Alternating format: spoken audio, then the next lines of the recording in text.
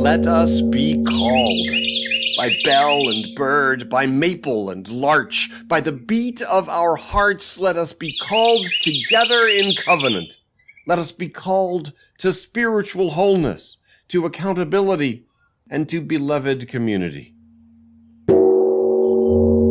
Today, with the bells sounding from Gwangju Mountain Temple in Korea and the Carolina wren singing in many backyards, let us especially remember our covenant to affirm and promote the eighth principle, journeying toward spiritual wholeness by working to build a diverse, multicultural, beloved community by our actions that accountably dismantle racism and other oppressions in ourselves and our institutions.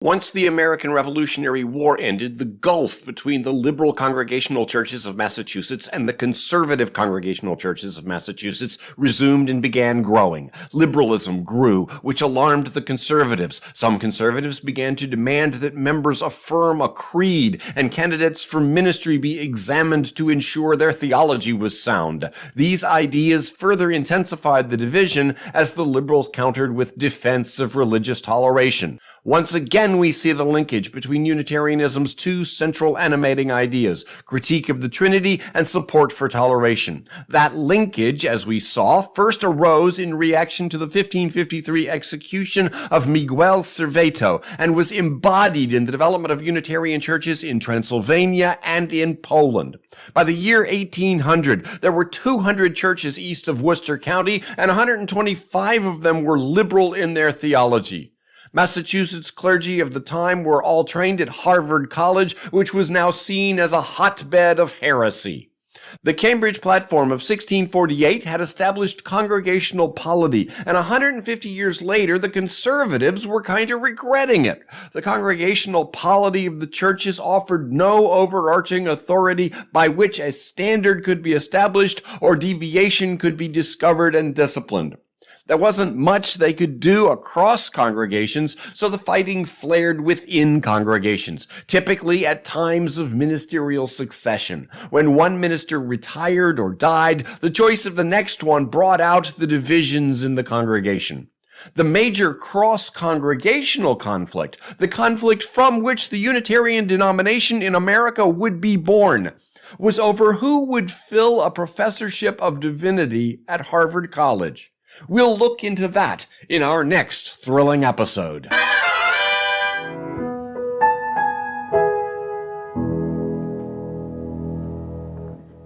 Good morning, everyone, and welcome. You'll notice our music might look a little different this morning. Some of it will be pre-recorded, and we, of course, can hum along with that. Adam Kent will be performing in a concert later today, so he's preparing for that, and we have some lovely live music for you as well. So for our hymns and for congregational music, we know that singing unmasked is not a super safe way to be together. So we'll ask you to hum along for these songs. And the good news is that you don't have to remember the lyrics. So please rise in body or spirit. For 347, Gather the Spirit. Spirit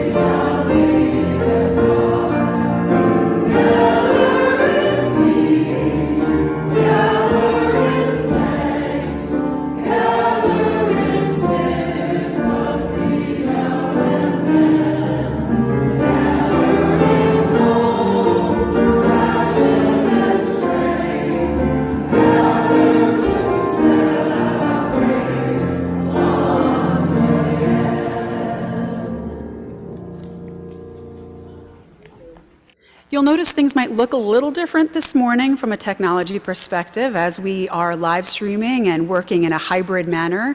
We work out kinks as we go. We're in beta, as we say. So you'll still be able to see everything. You might see a couple extra controls. Never you mind. We'll get it sorted out. Thank you.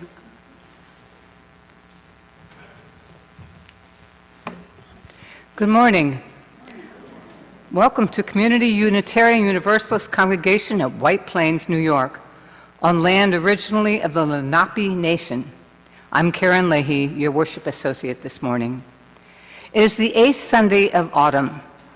The beaver moon is waxing gibbous and will be full Thursday night into Friday morning, and that night there's a really special, almost total lunar eclipse, the longest in 1,000 years. It'll be visible around 4 a.m. at its peak in the high western sky, and you should be able to see it all over North America. So let's see who's up at 4 a.m. A special welcome to our visitors. If you are a first-time visitor who is in our sanctuary, we invite you, if you feel comfortable, to stand or raise a hand so we may recognize and welcome you. Okay. And if you are online, we invite you to introduce yourself in the chat. For those joining us virtually, you will find a link to the order of service on our website at cuucwp.org. Our website also offers information to help keep us connected, as well as a donate button. We'll now have our chalice lighting. If you are joining us online, we invite you to light a chalice or candle at home as we light the chalice here. Tara James will light the chalice for us. My name is Tara James. Oh, good morning. I've been a member of CUUC on and off for 17 years, and my 10-year-old son Jeremiah is in our wonderful RE program.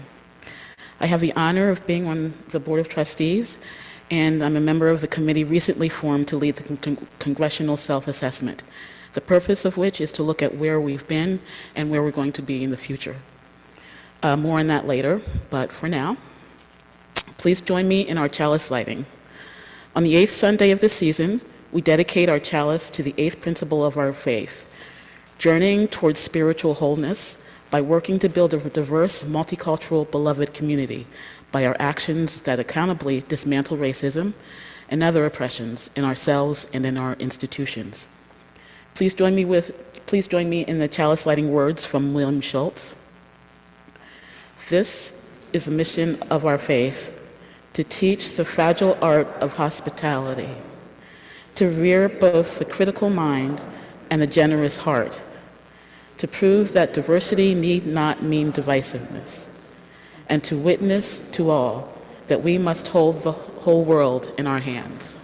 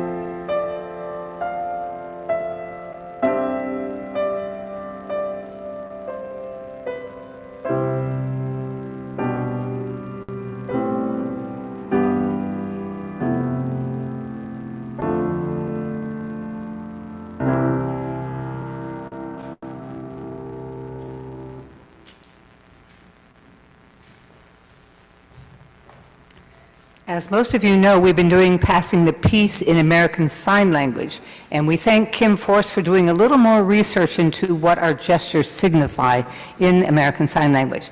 The first gesture we do that is peace is actually a double word that is not conflict, it's become.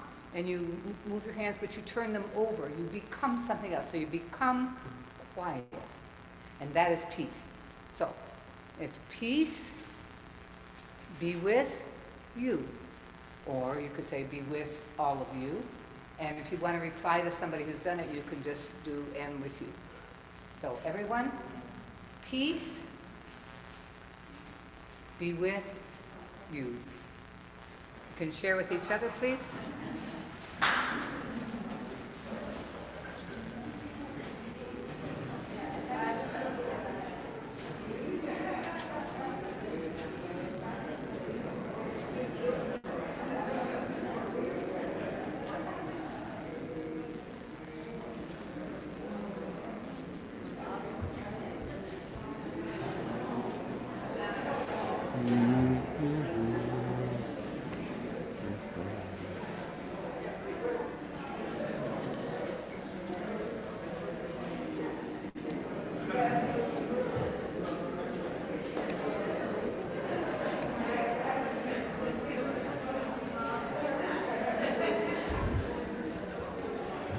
If you have a joy, sorrow, or milestone you'd like to share, you may enter it into our Book of Joys and Sorrows. And for our online folks, you can type your joy or sorrow into the chat. And please make the first word be either joy, sorrow, or milestone so I can tell which messages are meant for me to say out loud.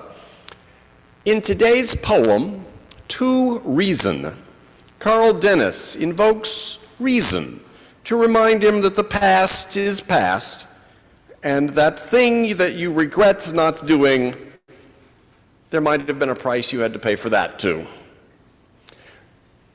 Reason, I hope, I never speak ill of you, dependable, homely friend who prods me gently to turn to the hour that's now arriving, not the hour I let slip by 20 years back.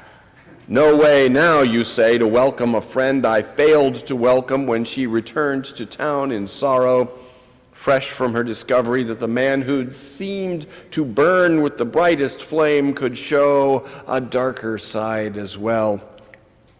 You are right to label it magical thinking when I say to a phantom what I never said to flesh and blood, as if the words repeated enough could somehow work their way back to an old page and nudge the silence aside and settle in, a delusion not appropriate for a man who no longer is young at the end of a century where many nations have set many things in motion they can't call back, though the vote for reversals be unanimous. I'm glad you ask, clear-sighted reason. Before what audience, if my speech can't reach her ears, I imagine myself performing? Who is it I want to convince I'd do things differently this time around if the chance were offered? You're right to say that half an hour a day is enough for these gods or angels to get the point, if they're going to get it, which is doubtful. Right again that if part of myself, after all my efforts, still needs convincing, I should leave that dullard behind with the empty dream of wholeness and move on. I should move on. I should move along the road that is not the road I'd be moving along had I said what I didn't say to someone who might have been ready to listen. But a road as good, you assure me, reason, one that might lead to a life I can be proud of. So the man I might have been can't pity me. Thanks for arguing. I can solve the problems he may have wanted to solve but hadn't the time for, being, as he was, preoccupied with the life I would be living had I been ready long ago. Now please join and hum along with our sung invocation, both in Spanish and English.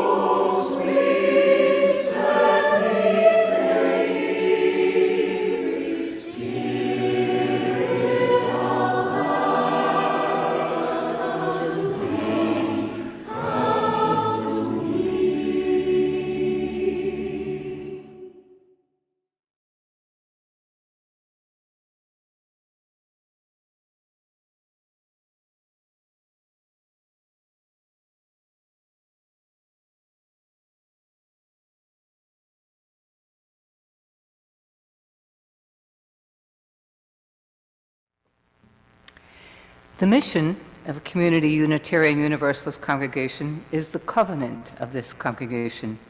Would all the members and visitors who would like affirm it along with me?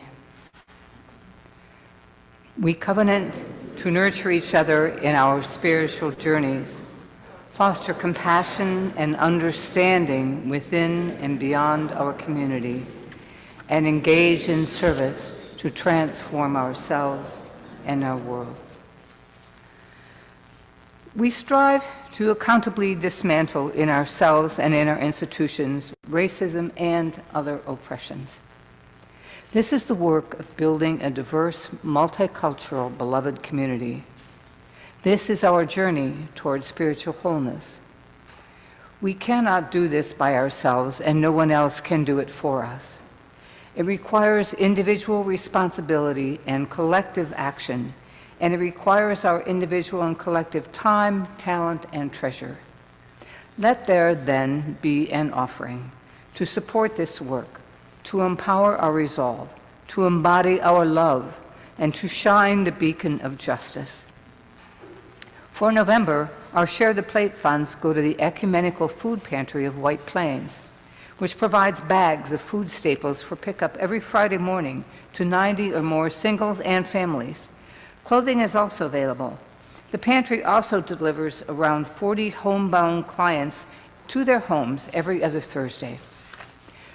You can make your contribution for the congregation, the plate share, your pledge, and the minister's discretionary fund by placing your donation in the basket provided here or by using the QR code on your paper order of service.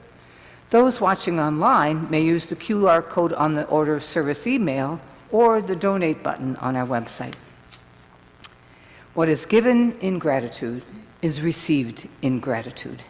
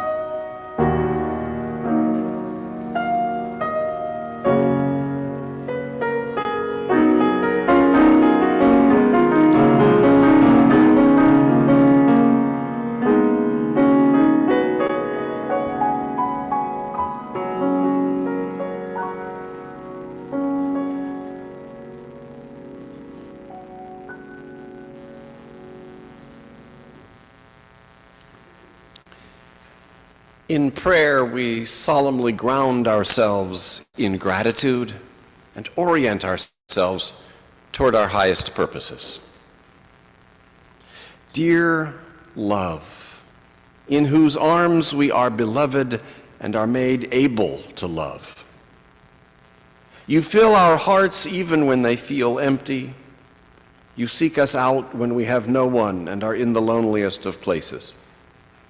You hold us when we cannot hold ourselves, and bid us extend our hand to hold others for the sake of their need and the sake of ours.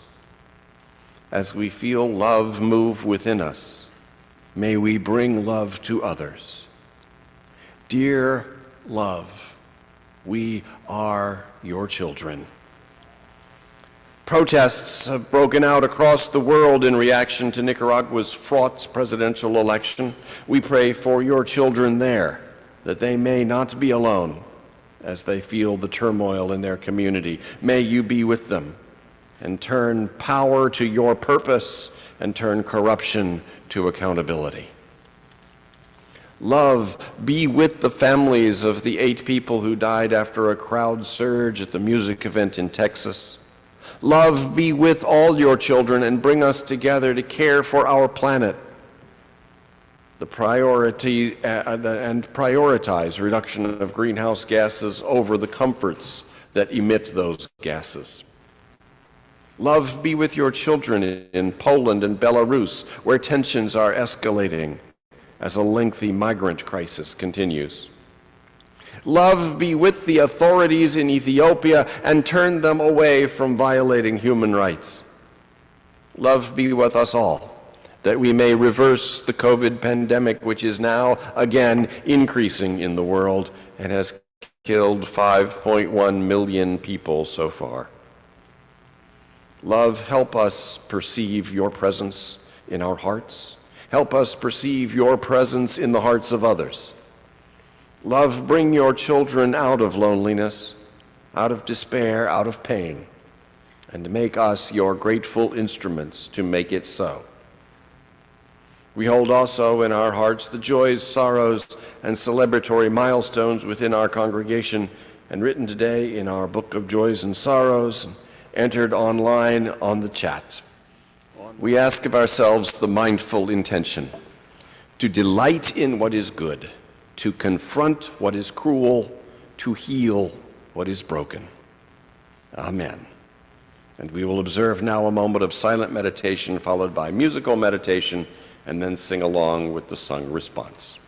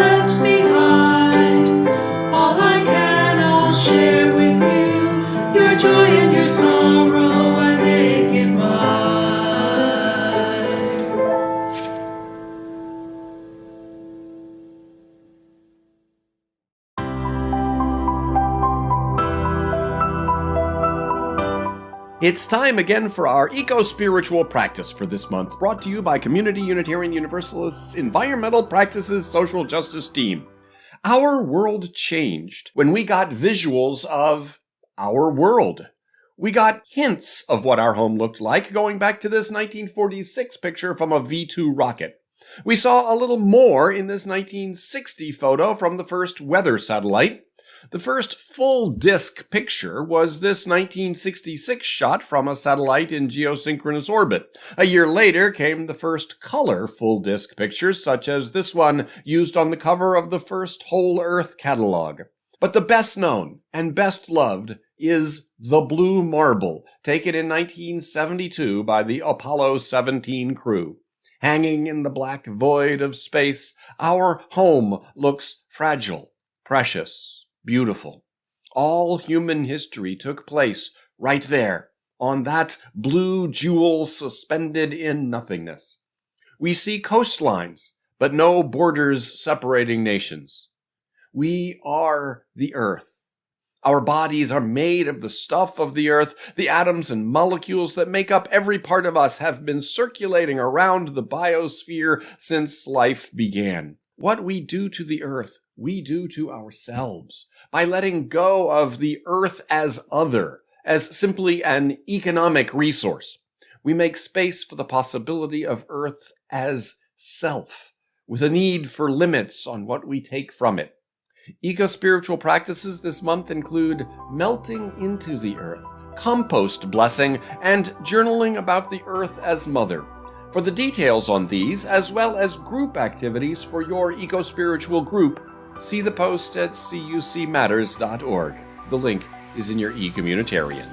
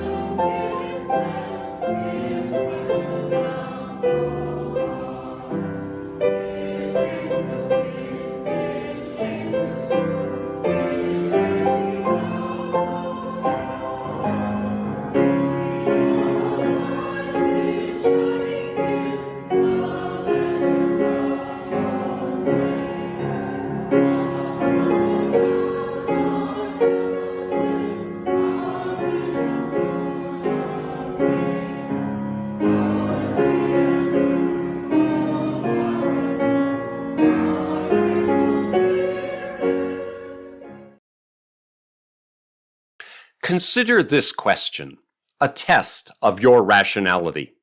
Suppose the prevalence of a certain type of cancer, cancer X, is 1%. Suppose the sensitivity of a test for cancer X is 90%, meaning the true positive rate is 90%. In other words, for 90% of people who have cancer X and take the test comes back positive. The false positive rate is 9%. Audrey takes the test and it comes back positive. What's the chance that she has cancer X? You probably want to say there's a 90% chance Audrey has cancer. After all, the test was positive and the test is 90% accurate. But let's break it down. Suppose 10,000 people take that test. 1% of them have cancer X. So that's 100 people have it and 9,900 don't. The test has a 90% true positive rate.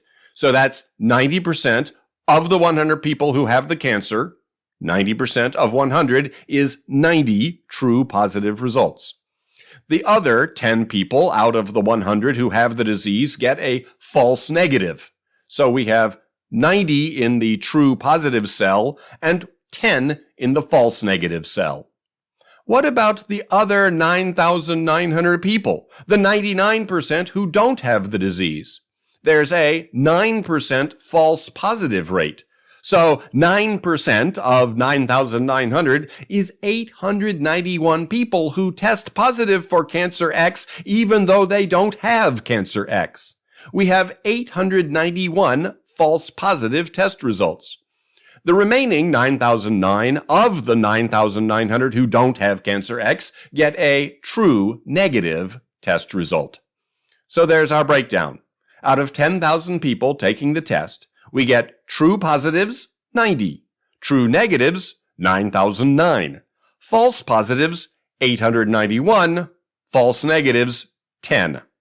The total number of positive test results will be 90 plus 891, or 981.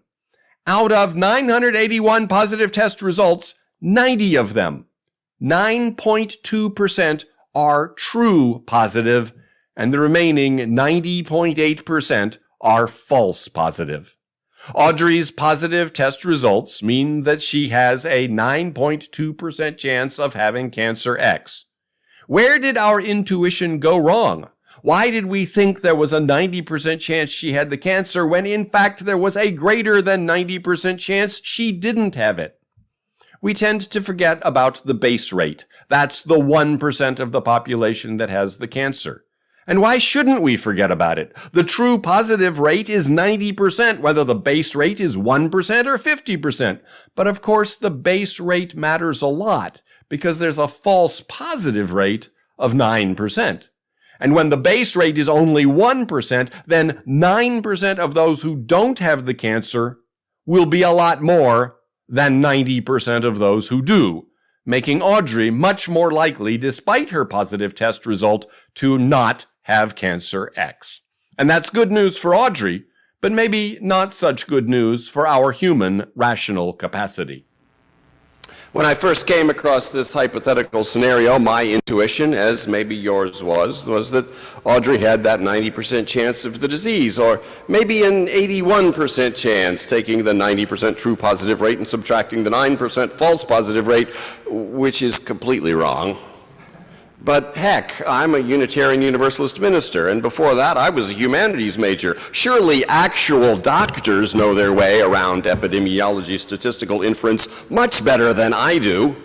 Well, some of them do, but the most popular answer from a sample of doctors given these numbers ranged from 80 to 90%. As Steven Pinker sums it up, that's right, the professionals whom we entrust with our lives flub the basic task of interpreting a medical test, and not by a little bit. They think there's a 90% chance she has cancer, whereas in reality there's a 90% chance she doesn't. Maybe we could use a little more rationality. I used to be a big fan of rationality, which doesn't mean I actually was very rational, only that I thought I was, mostly, and I thought it was a good thing to be. I was a debater in high school, which is all about making reasoned arguments. And then I became a philosophy professor, which is all about making reasoned arguments. A philosopher, one of my professors had said, is someone who can make the best possible argument for any position, no matter how wrong-headed. Along the way, I would sometimes hear that I was in my head all the time, that I might be more whole if I were in touch with my body and emotions. Usually this came from people other than my fellow philosophy academics. And then I started preparing for ministry and went to divinity school, and I heard it a lot more. Can't just all be in your head. As I felt my way along toward what was, as near as I could discern, greater spiritual wholeness, something that Scottish philosopher David Hume had said helped me grasp the proper and reduced place of reason. Hume said, reason is and ought only ever to be the slave of the passions, and can never pretend to any other office than to serve and obey them. There's no distinction to be made between rationality and rationalization. The role of reason is simply to concoct after-the-fact rationales for what other parts of the brain had already decided it was going to do anyway. That's what the studies showed. Benjamin Libet's experiments in the mid-1980s showed that the motor signal is headed to the muscle several hundred milliseconds before we become conscious of it. We have already begun the action before the apparatus of conscious decision-making comes online. In Michael Gazzaniga's experiments, he flashed the word walk in a part of the visual field that would be only seen by the right hemisphere. And it's the left hemisphere that processes language consciously, so subjects were not conscious of seeing the word. And yet many of them would stand up and walk away. When asked why they were getting up, subjects had no problem giving a reason. "Oh, I'm going to get something to drink," they might say. Our inner interpreter module is good at making up explanations, but not at knowing it has done so. And then in 2011, an essay by Hugo Mercier and Dan Sperber argued that our vaunted human rationality is more about social bonding than for discerning truth. Titled, "Why Do Humans Reason?" the essay noted that if reason evolved to discern truth or make better decisions, then natural selection would have weeded out confirmation bias. That is, the tendency to search for and interpret and favor and recall information in a way that confirms one's pre-existing beliefs or hypotheses while giving disproportionately less consideration to alternative possibilities. Confirmation bias is a huge distortion, an enormous obstacle to adapting our beliefs, adopting the belief that best fits the available evidence. Why do we have brains built this way? Why didn't natural selection weed this out? Good question. And Mercier and Sperber's suggested answer seems to make sense. Confirmation bias exists because forming beliefs that fit the evidence is not the purpose of human reasoning. Forming social bonds is the purpose of reasoning. Human thinking is fundamentally relational because for our ancestors going back for millions of years, survival had a lot more to do with strong relationships and social bonds than it did with reaching conclusions that fit the evidence. Competition between groups placed a premium on group solidarity. And group solidarity was reinforced by sharing an ideology, a characteristic pattern of reasoning. Homo sapiens have been on the planet for about 300,000 years. The genus Homo has been around for about 2.5 and 3 million years. And the scientific method for less than 400 years. Clearly, coming up with a story that really best fits with all the evidence that has been or could be gathered is a low priority for brains like ours. But having a story that we share with our tribe mates is a high priority. So confirmation bias is actually quite useful. It attunes us to look for evidence that will help us fit in with the people with whom we most need to fit in. Rationality, then, nothing but after-the-fact rationalization made up to explain something we did without really knowing why, and we offer these explanations to each other by way of social bonding rather than by way of discerning truth. You may be noticing a certain irony here. My path toward decreased valuation of rationality was itself highly rational. I looked at empirical studies. One of the key traits of a rational person is a willingness to change their mind in the face of evidence, which, looking back, it looks like that's just what I did. But now I'm reconsidering rationality. Maybe it's not only valuable, but actually possible. Maybe it's not just for social bonding shared rationalizations, as fun as that may be. This reconsideration started in August, a few months ago, with a New Yorker article, "Why is it so hard to be rational?" And then I followed up by reading Steven Pinker's new book, Rationality, What It Is, Why It Seems Scarce, and Why It Matters. I'll tell you a little bit about that after we hear from our choir singing "Nothing Gonna Stumble My Feet."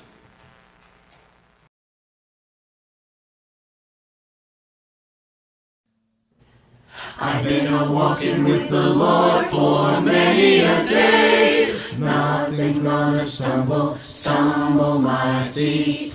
Trying to abide in the straight and narrow way. Nothing's gonna stumble my feet. But when my time on earth is done, and I hear my name, and I hear my name, oh, when my time on earth is done, these weary feet are gonna run, not gonna stammer, not gonna trip, not gonna stumble, no, I'm not gonna slip, no, nothing gonna stumble my feet when I go to walk that golden street. Now the devil is a liar and a cheater too. Nothing gonna stumble my feet. And if he gets his way, he'll make a slider out of you. Nothing gonna stumble my feet.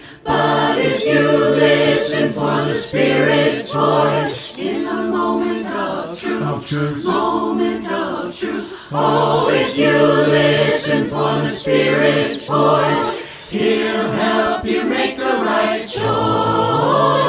Not gonna stammer, not gonna trip, not gonna stumble, no, I'm not gonna slip, no, nothing gonna stumble my feet when I go to walk that golden street. That golden street, not gonna waver, falter, sway or fall, not gonna tumble or slide, not gonna waver, falter, sway or fall, not gonna stumble at all, not gonna stammer, not gonna trip, not gonna stumble, no, I'm not gonna slip, no, nothing gonna stumble my feet when I go to walk that golden street. Not gonna stammer, not gonna trip, no, I'm not gonna stumble, no, I'm not gonna slip, no, nothing gonna stumble my feet when I go to walk that golden street.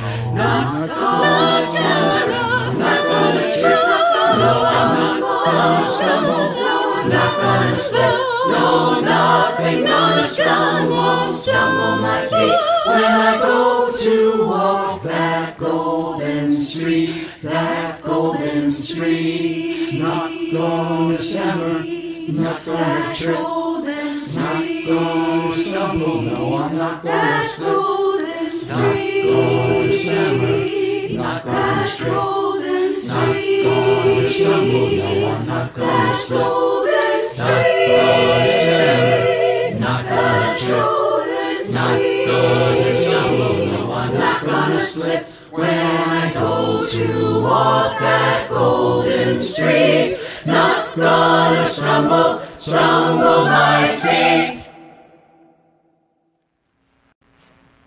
There's a form of therapy called rational emotive behavior therapy. It's been around since the 50s. It's a short-term form designed to identify self-defeating thoughts and feelings, challenge the rationality of those feelings, and replace them with healthier, more productive beliefs. Be more rational and be happier, right?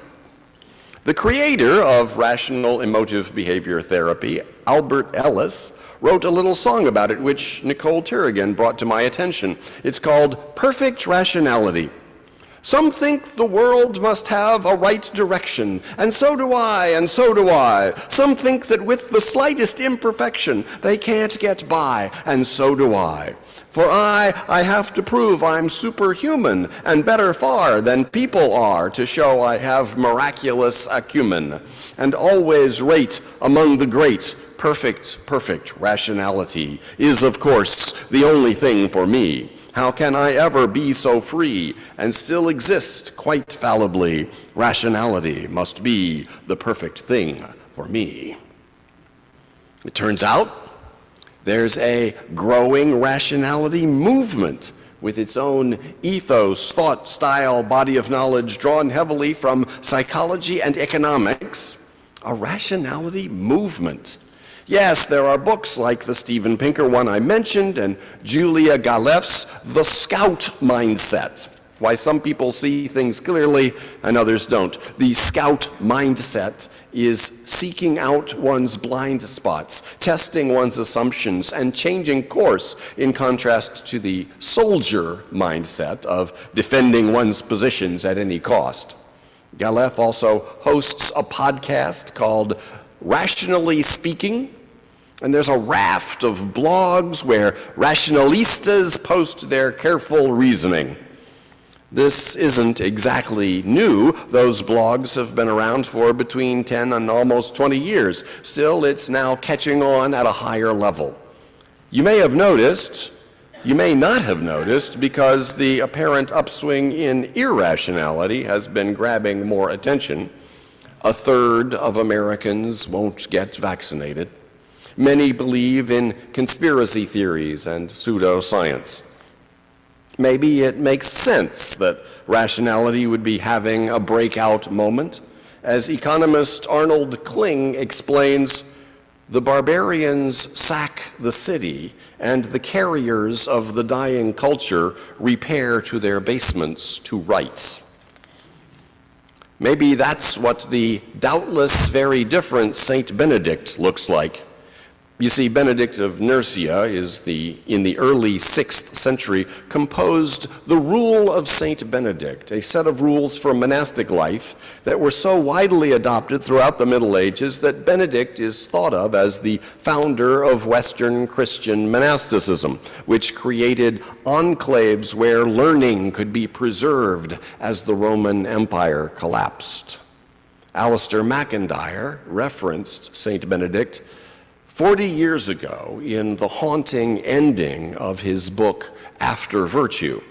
Way back in 1981, MacIntyre saw the barbarians not just at the gate, but having already sacked the city. What matters at this stage, wrote MacIntyre, is the construction of local forms of community within which civility and the intellectual and moral life can be sustained through the dark ages which are already upon us.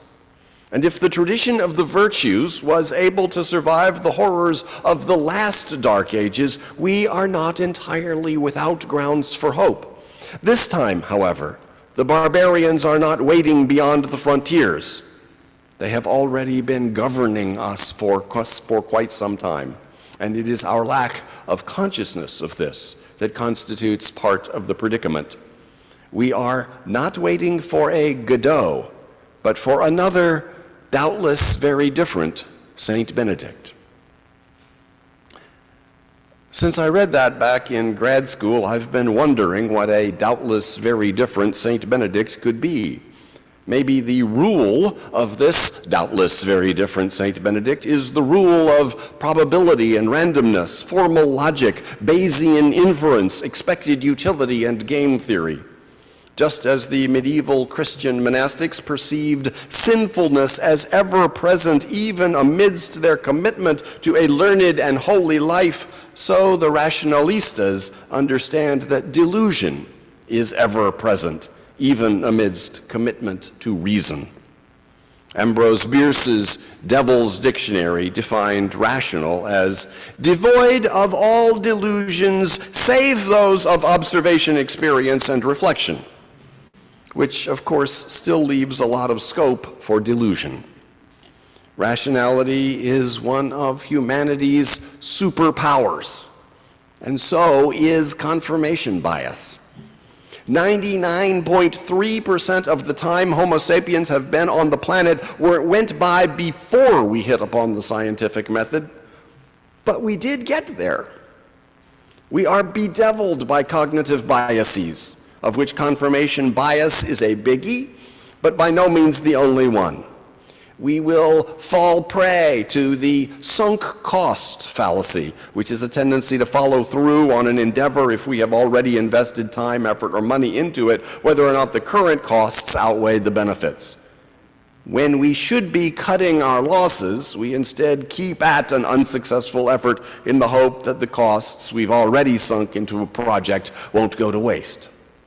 The United States withdrawal from Afghanistan, the way it happened, left much to be desired, but the regret that centered on not wanting the billions of dollars and the thousands of lives to have all been for nothing illustrates the sunk cost fallacy. Better cut our losses than keep throwing more lives and resources into a fruitful endeavor. And then there's the framing effect, the framing of a decision as protection against loss or a possibility of gain. We are built to be more oriented to protect what we have than to gain something more. And that's not itself an irrational thing, but becomes irrational in cases where the avoided loss and the accrued gain are just matters of phrasing. For instance, to encourage students to register early, a college tried assessing a penalty fee for late registration. And then they tried offering a discount for earlier registration. Now, the amount of the discount and the amount of the penalty avoided were exactly the same. The bottom line costs for registering later and for registering earlier were the same. But when it was called a discount, 67% of students registered earlier. And when it was called avoiding a penalty, 93% of students registered earlier.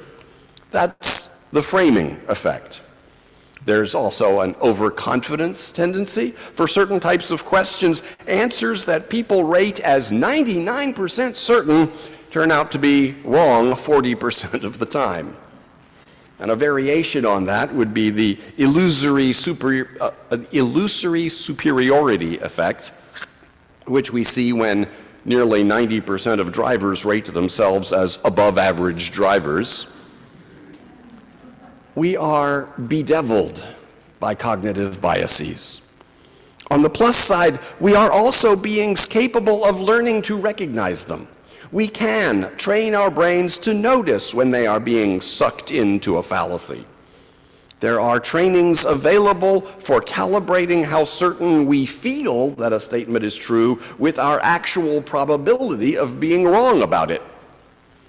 We are capable of learning, remembering, and applying the Bayes rule that posterior probability is equal to prior probability times the likelihood of the data divided by the commonness of the data.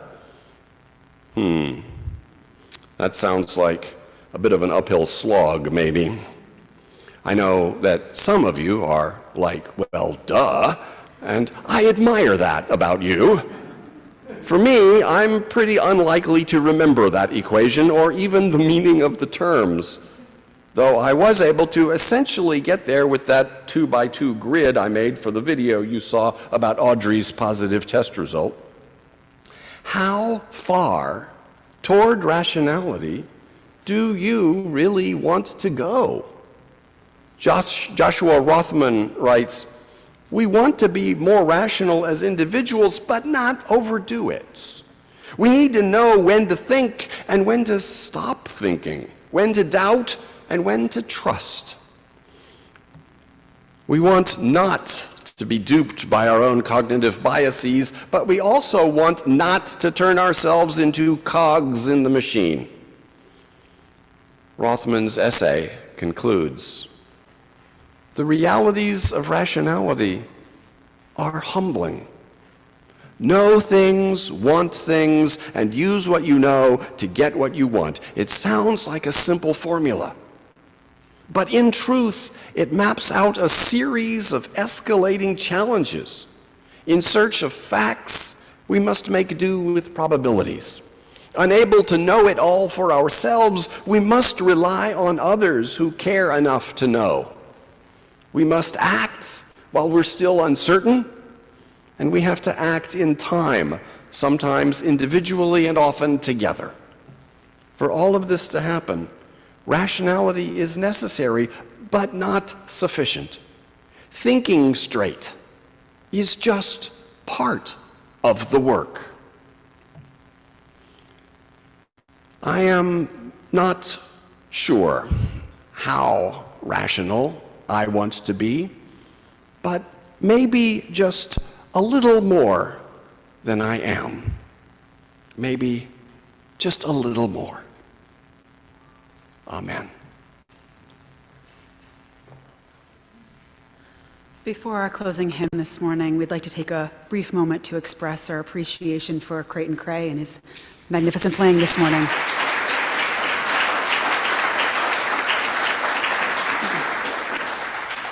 I'll ask you to rise in body or spirit, and please hum along with me for our closing hymn, number 298, Wake Now, My Senses.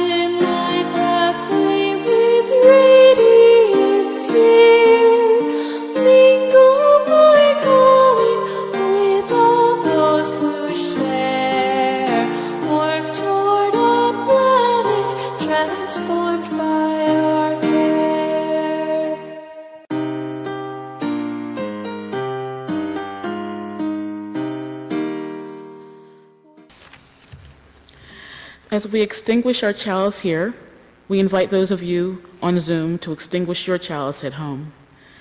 Please say with me the words on the screen.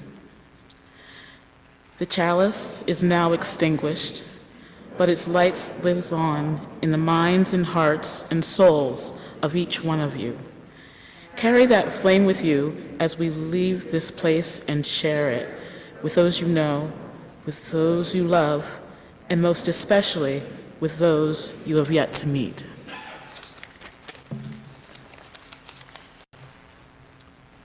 For the benediction today, I offer you 3 rational answers.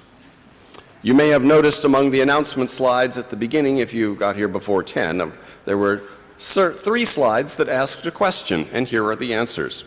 If a smartphone and a case cost $110 in total and the smartphone costs $100 more than the case, then how much does the case cost? Answer, $5. If it takes 8 printers 8 minutes to print 8 brochures, then how long would it take 24 printers to print 24 brochures? Answer, 8 minutes. If a patch of weeds in a field doubles in size every day and it takes 30 days to entirely cover the field, then how long did it take for the patch to cover half the field? Answer, 29 days. Go in peace.